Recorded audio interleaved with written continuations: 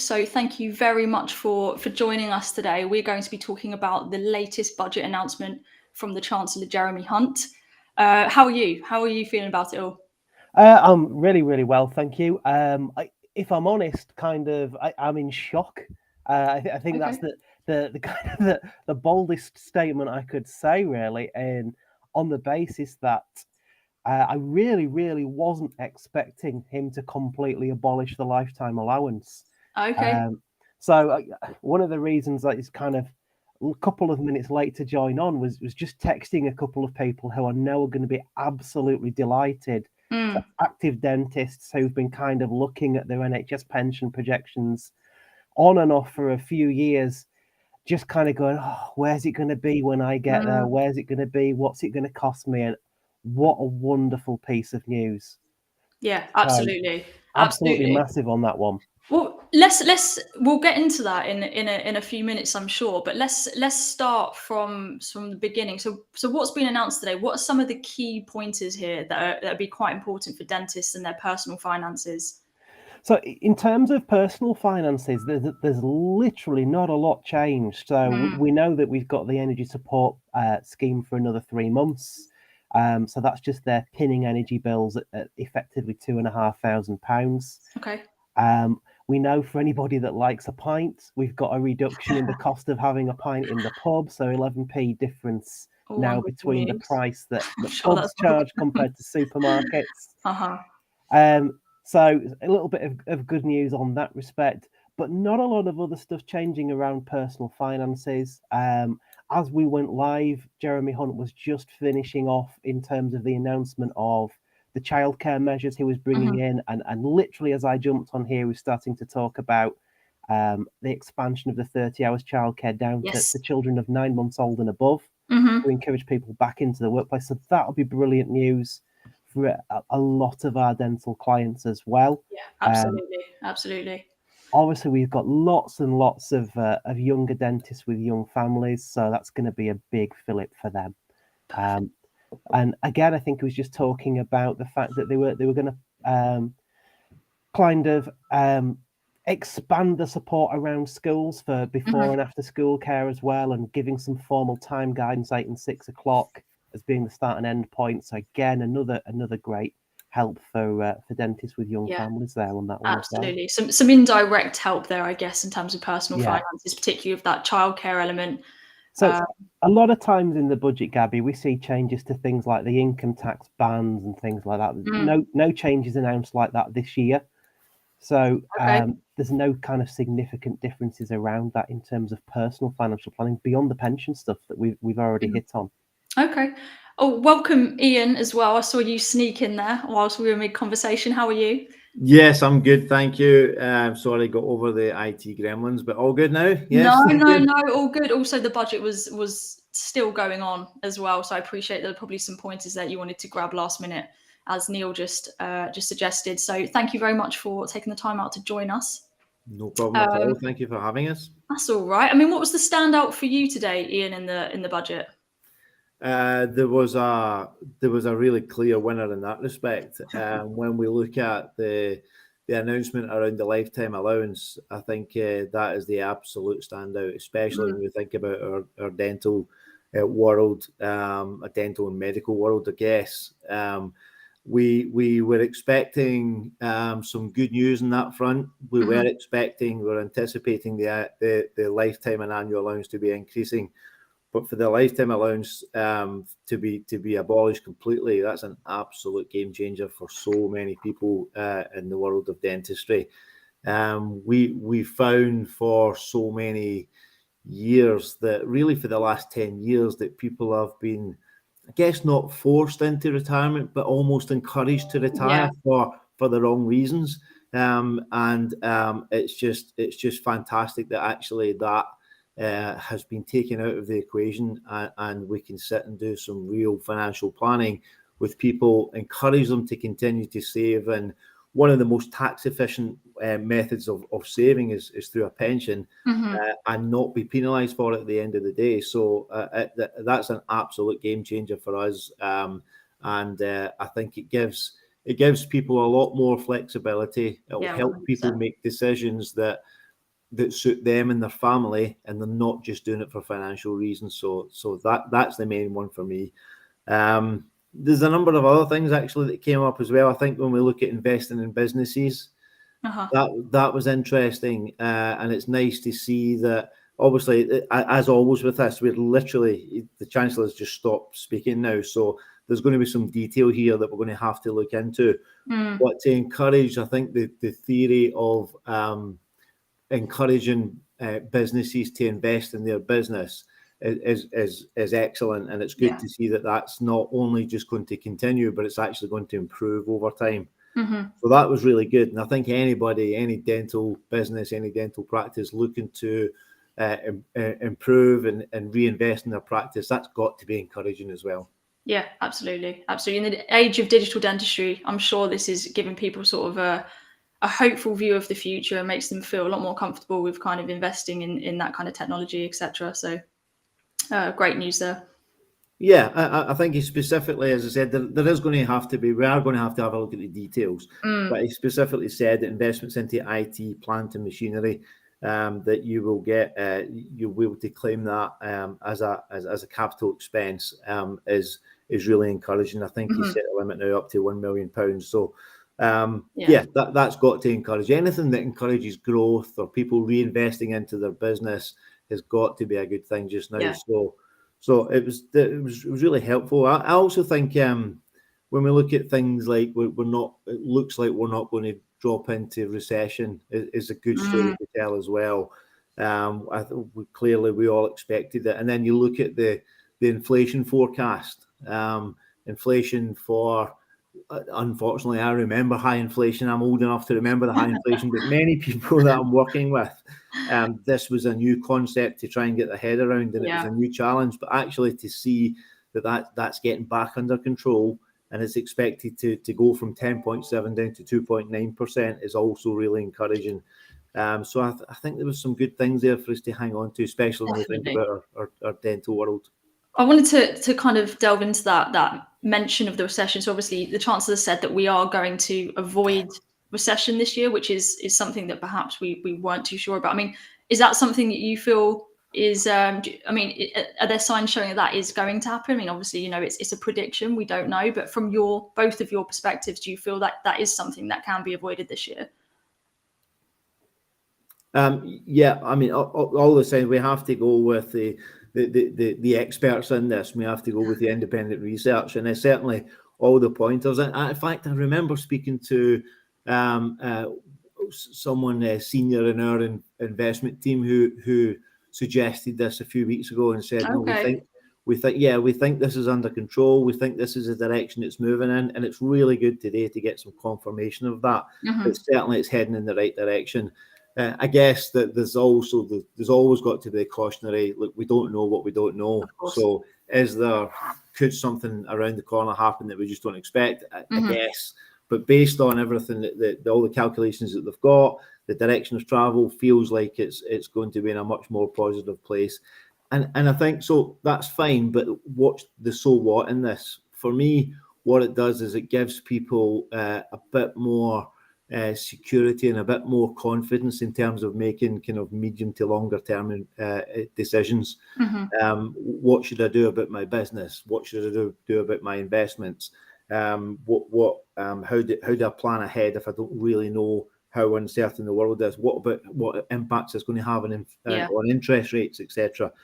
So I think when there's a feeling of things are starting to get back under control, and there's a bit more certainty when we look ahead, that touches on so many things, and it's such a positive thing.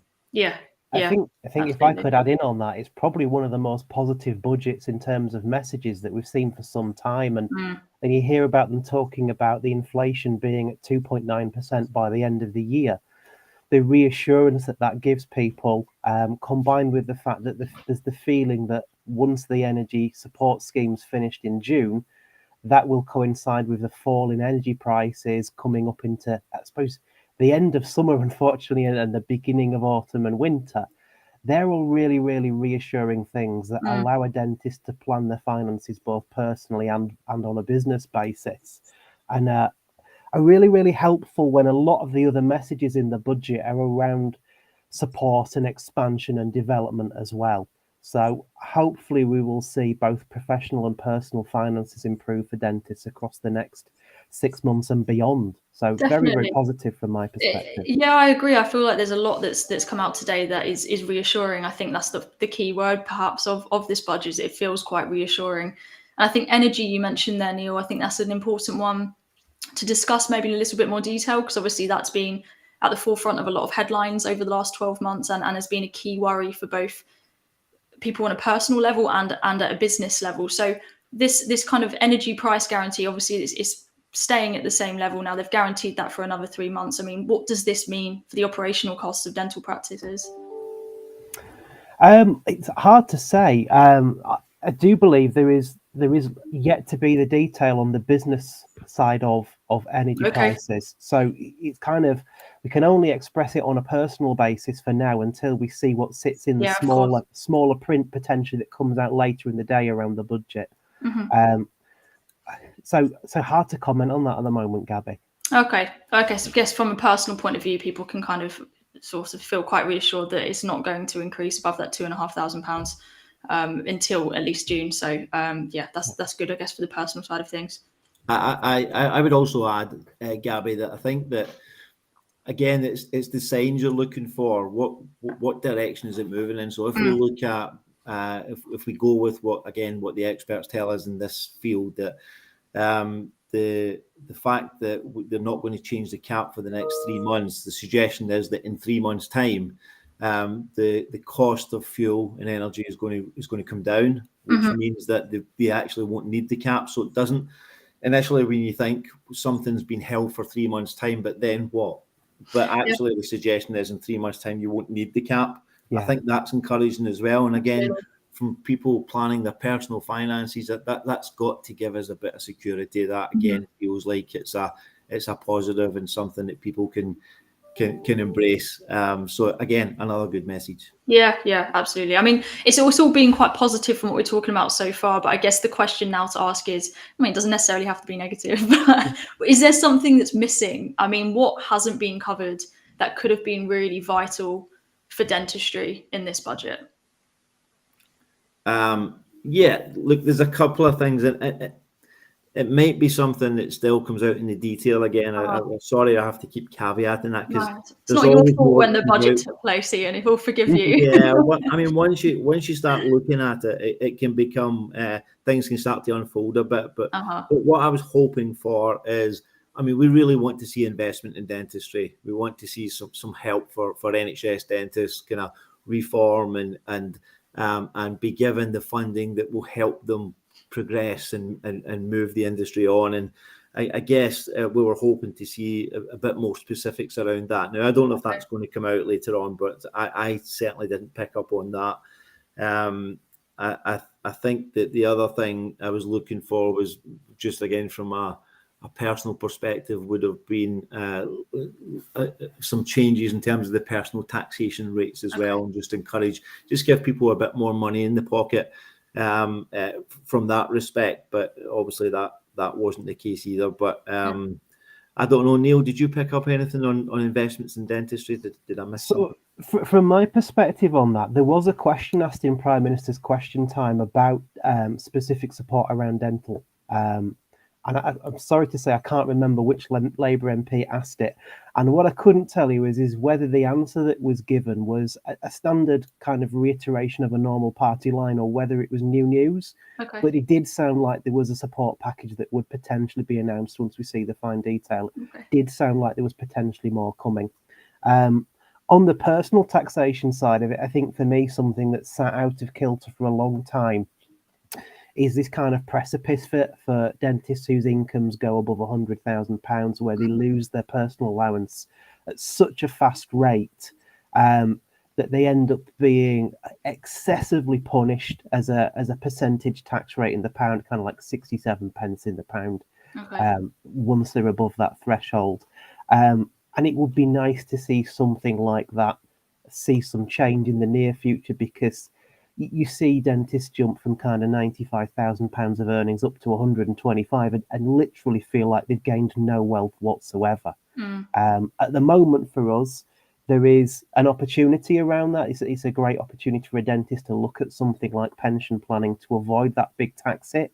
And now we've got the bigger annual allowance and no lifetime allowance, then that remains an even stronger opportunity now. But it's something, I think, for the fairness of how dental workers and all workers in that level of tax would like to see some change with.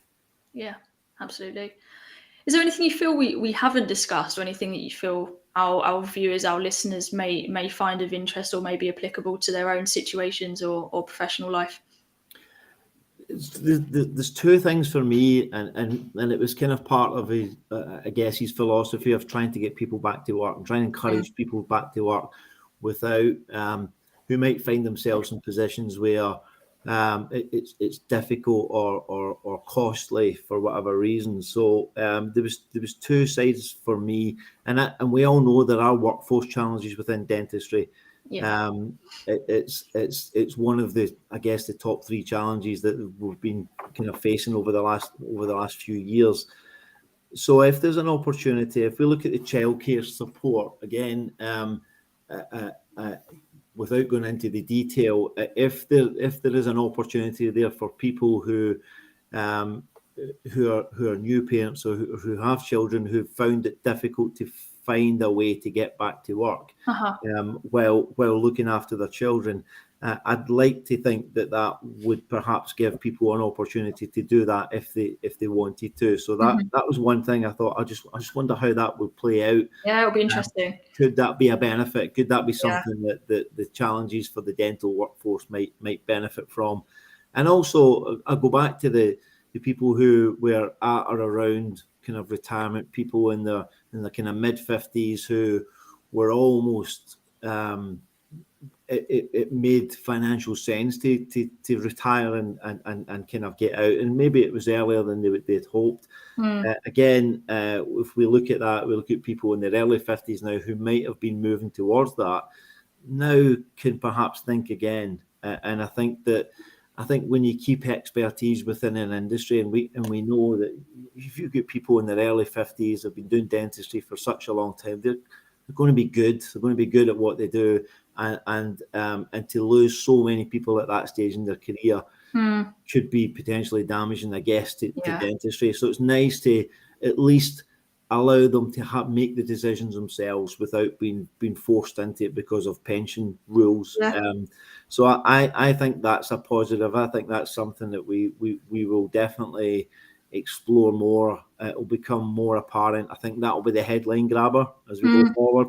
But I honestly think in dentistry that's one of the key things that we can all look to, because I mean, even dentists in their mid-30s, early 40s, we can look forward and predict that, look, you're going to be over the lifetime allowance. We're going to have to look at that. Whereas now we just don't have to have that discussion. It's the only limitations you're going to have will be what you can put into pensions. And again, that's a calculation that people can do for you. So that goes way back to when I started in the late 80s. And doing this, that the only limitations with regards to pensions was how much you could put into it, and it feels like we're back to that again, which I think is really positive. You'd have a lot of emails then in your inbox after this conversation from the people you work with. There will be, absolutely will be. Yeah. I think if I could just add in on that, Iain raises a really important point where we're now going to be in an era where there is no sensible limit as to what you build in pensions. But I think sometimes something that's missed by lots of people when they're doing the planning is thinking about the tax on their income and their assets in retirement. And whilst it's kind of really great to be able to look at it and say there is now no automatic lifetime allowance limit that we need to keep you below, there still remains this importance of considering other options and other opportunities to try and spread the tax burden around the family where possible, I think. So there's still that push to get really, really good specialised advice, to not only look at it and say, okay, are we doing enough now? There is no lifetime limit, but to also say, if I am going to do more, what's the impact going to be on my income tax position in retirement? And might any more money spent on planning for the future be better in somebody else's name or in a different area. So he still needs that specialist view. It's not just a case of remove the limit and off you go. Lots of guidance needed. Yeah, Yeah, absolutely. Neil, that's a really good point. Sorry, Gabby, that's a really good point, Neil. You still have to look at it's all very well building up pension funds, but then how you take it out and when you take it out and whose name is it in and all of that. That also feeds into a bit of estate planning, inheritance tax planning as well. When you look to see what's the best way and where's the best place to hold this money. So you're right to point that out, Neil. It's a bigger discussion than just throwing all your eggs in one basket. It does need some careful consideration in terms of how you take it back out and how you access it. So, yeah, really good point. And what's nice around the lifetime allowance removal, I was talking to a specialist dental accountant yesterday, and he was telling me he was a little bit fearful of a rumour around changes to the business asset disposal relief, and that potentially being something that saw some dentists head for the door. And obviously this is a piece of news where you look and go, actually, it's the exact opposite effect. We've potentially got people sat there this afternoon saying, actually, I'm no longer under the same pressure that I maybe felt I was under. And I may work for longer. We've got lots of dentists in the 50s who love being dentists, who love being in practice and doing what they do, and don't know what they would do if they were retired. So it's nice to have that problem removed for them. Yeah, absolutely. Well, thank you both for taking some time out of your afternoon to discuss these initial points that were revealed in today's budget. I think there's a lot of good stuff there that people could be quite excited about, and hopefully more details will be revealed in due course. No problem. Thank you.